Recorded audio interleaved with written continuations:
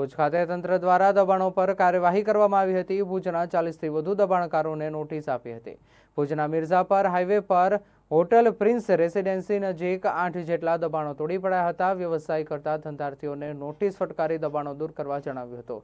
કેટલાક લોકોએ સ્વેચ્છાએ દબાણ દૂર કર્યું હતું, જેને લઈને દબાણો હટાવતા ન હતા ત્યારે બુલડોઝર ફેરવવામાં આવ્યું હતું। જયનગર પાસે કેબિનો, મકાનો અને રૂમ બનાવી કરાયેલા દબાણો હટાવવામાં આવ્યા હતા। તંત્રએ 31.50 ચોરસ મીટર સરકારી જમીન મુક્ત કરાવી હતી, જેની અંદાજિત બજાર કિંમત 15 કરોડથી વધુ થવા જઈ છે।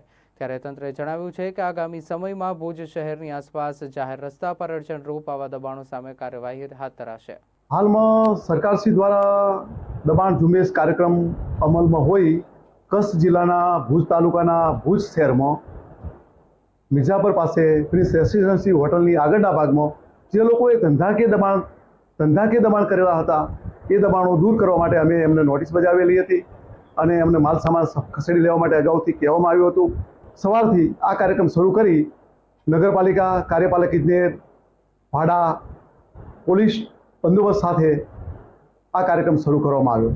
તેમાંથી 8 જેટલા કાચા પાકા દબાણો દૂર કરવામાં આવ્યા અને 3150 ચોરસ મીટર જમીન, સરકારી જમીન ખુલ્લી કરવામાં આવી, જેનું વેલ્યુ હાલના માર્કેટ કિંમત પ્રમાણે 15 કરોડ જેટલી થાય છે અને આ ઝુંબેશ અમારો ચાલુમાં જ રહેશે।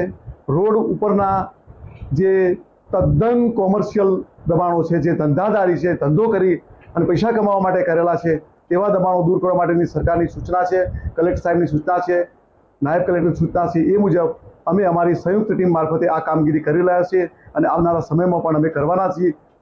જે લોકોએ આવા ધંધાકીય દબાણો કર્યા છે અને રસ્તાને અગવડરૂપ છે એને અમે દૂર કરશું।